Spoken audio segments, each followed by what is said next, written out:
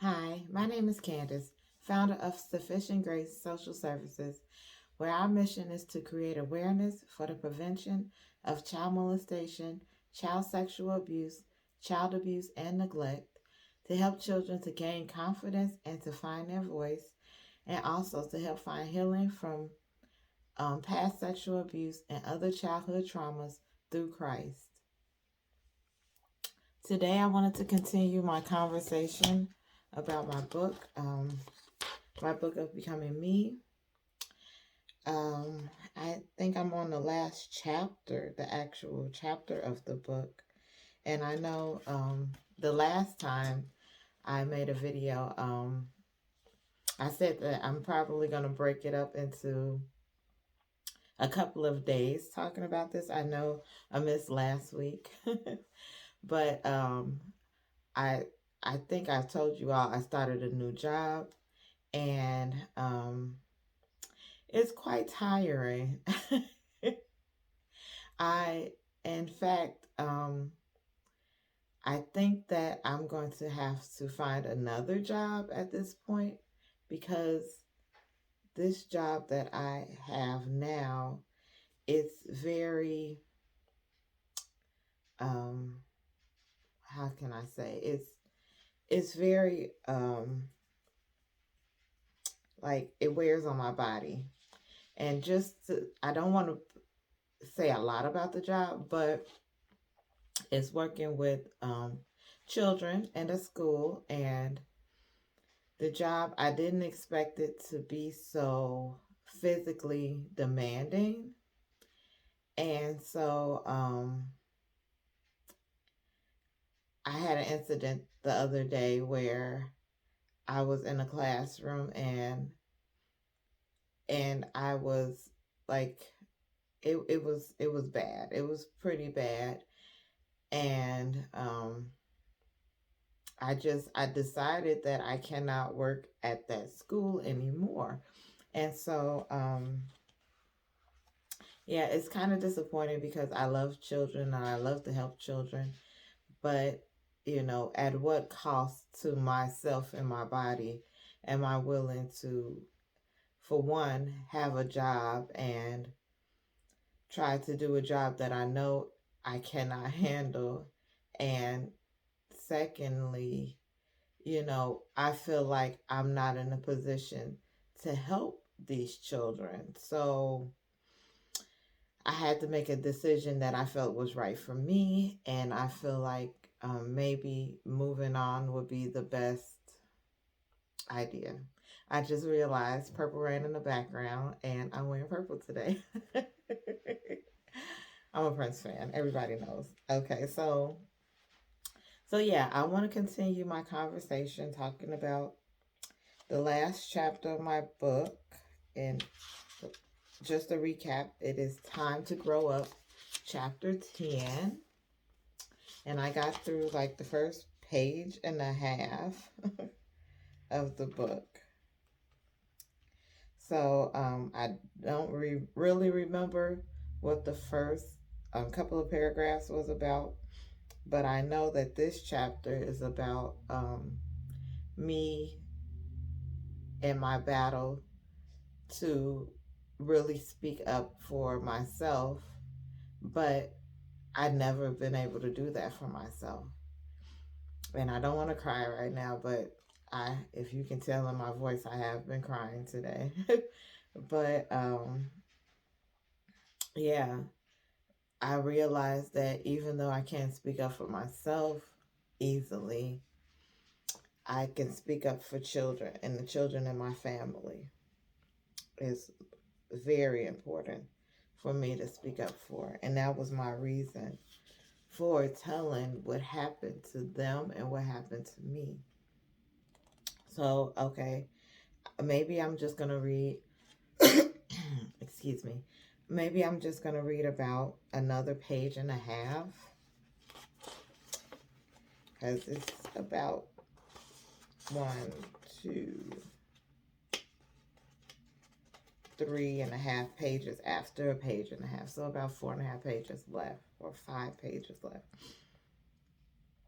So I'm going to read about a page and a half. And of course, I'm going to have commentary, as always.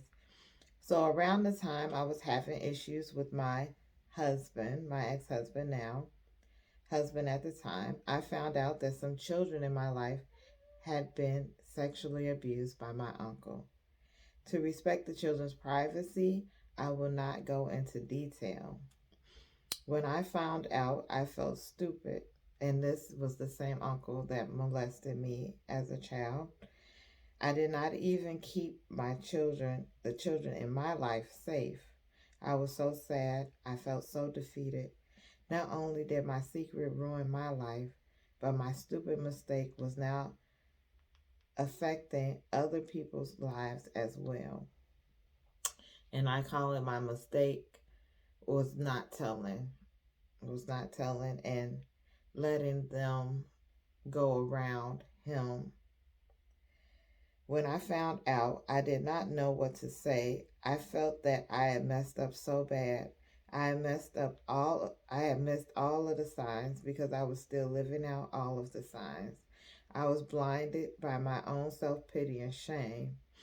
After this all came out, I could not deal with life anymore. It hurt to think, it hurt to breathe, it hurt to live every day. I had become so numb. God had to take my hand and be my total strength because I had none. I'm going to try not to cry. I soon found out that he had abused other children in my family. I was at a loss for words. Finding out about all these things happening felt like blows to the head. With every new thing I found out, I felt sicker and sicker. At the time we found out, my sister confronted my aunt and uncle about the situation, and of course they denied everything. Even though she denied ever knowing anything about this happening, she told my sister that she would not allow children to come around him at their home anymore. We did not know the next step to take. We talked about the situation with family, and they kept telling us to keep it in the family. And I think that that was the reason why I never told. Like I said before, I didn't want to hurt my family. And that's the major reason why I never told anything in the first place. But I realize now that keeping secrets like that is what helps perpetrators to keep doing what they're doing. So the best thing to do is to voice it and talk about it and keep talking about it. And that is what I feel like my goal in life is. My doggy is whining. I might have to pause the video for a second to let him out. But that's been my main goal in life, is to talk about it. And I just realized that the state of Illinois that I live in has an ordinance or a law put into place where they have to talk about child molestation and child sexual abuse to children in school. And I think that that's a wonderful idea. That's something that I've always advocated for. I'm hoping and praying that maybe one day my book will be able to be put into schools and implemented into the curriculum for telling children about child molestation and child sexual abuse. But I know that regardless of whoever's, I had to let my dog out, regardless of whoever's book or whoever's information is used for that, I know it will be used for good, because this is something children need to know, but really it's something that adults need to pay attention to, because us putting it on children to fight off a grown adult is not fair.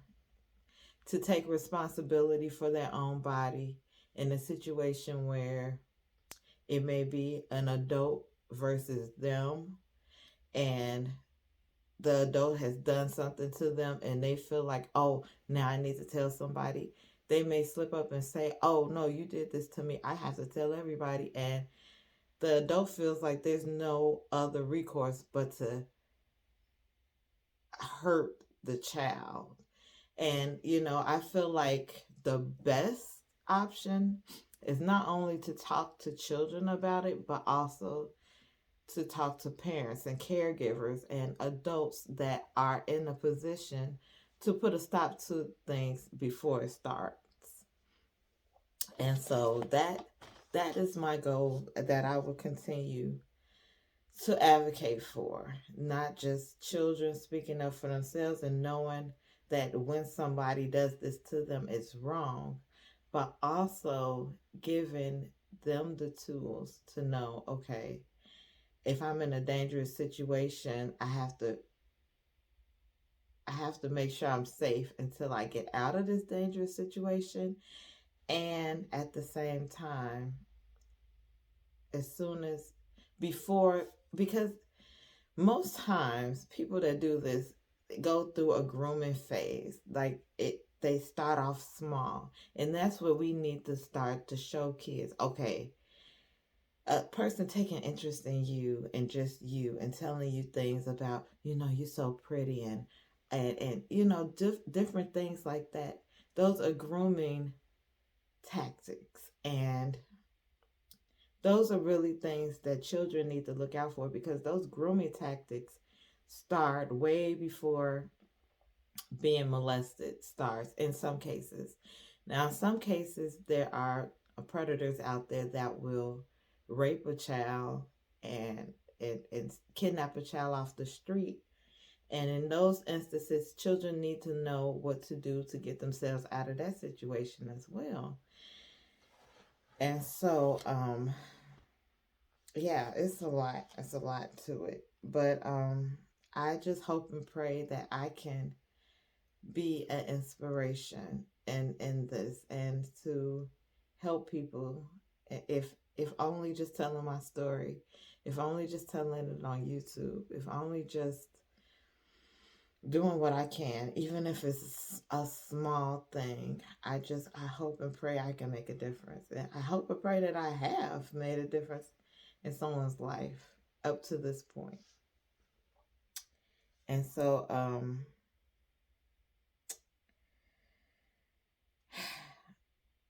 so maybe that is the reason why he had gotten away with abusing me and now the children in my life, because everyone wanted to keep it in the family. In the meantime, we were just glad that he would not be able to abuse any other children, my sister and I. But a couple of weeks later, my cousin asked me to watch her daughter, and she told me that her daughter had been spending time at our aunt and uncle's house, and he was indeed still there. She also revealed that he had abused her too. At this point, I knew something had to be done, but I was still afraid. So I prayed and asked God, what should I do?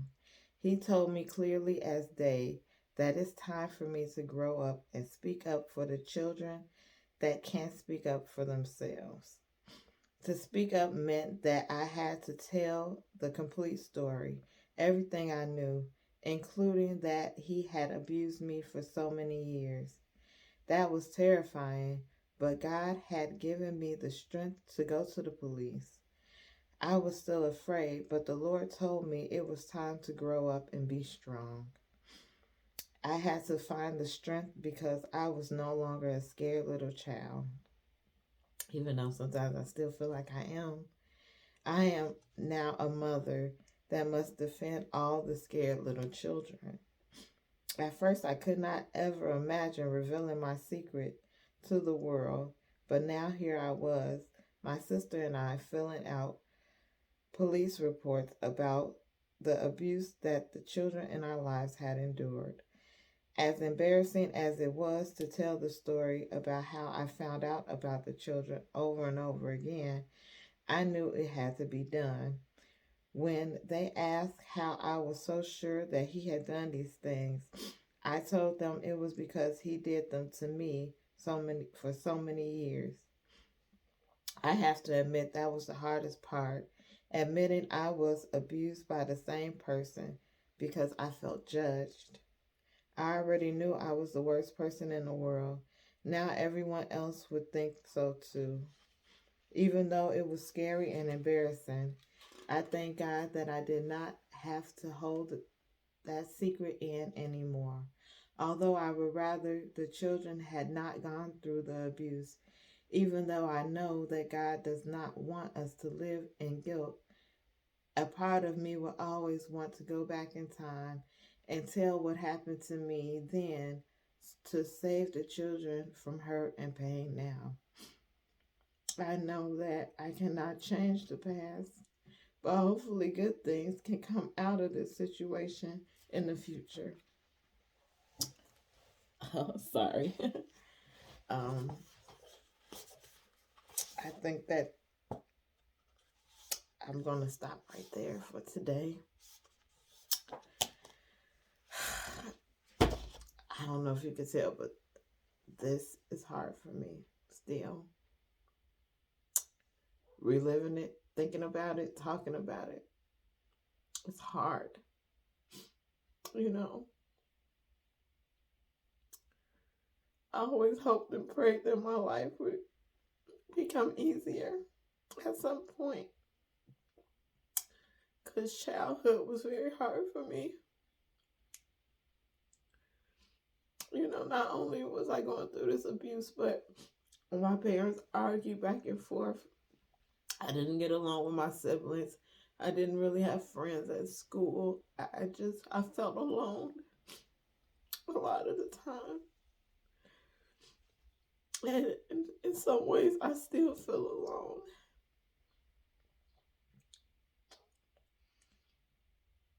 Going through life by yourself is so hard.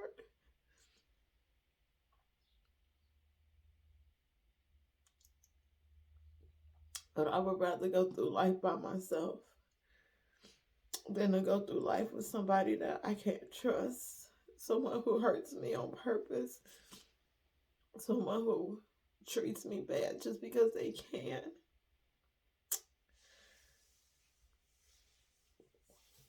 Which has happened to me so many times. I don't know. I'm just going through a very hard, difficult time right now. I know that God is there and that He loves me.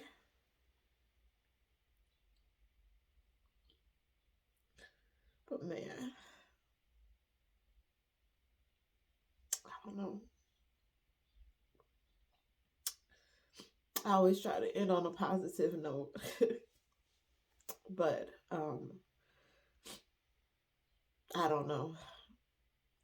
But I do want to always say, if you are a child or if you know of a child who has been or is currently being abused, any kind of abuse, please call your local law enforcement agency, 911 or 1-800-4-CHILD, which is the National Child Abuse Hotline. And if you are an adult who has gone through abuse, who has gone through a difficult time in life, I pray that you can find somebody to talk to. It might be hard sometimes to trust people or to find somebody who is really for you. But God is there. If you don't have nobody else, you got Him. And that's what I keep telling myself.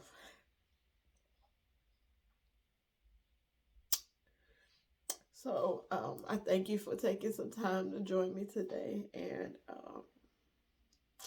as always, I pray that you be blessed.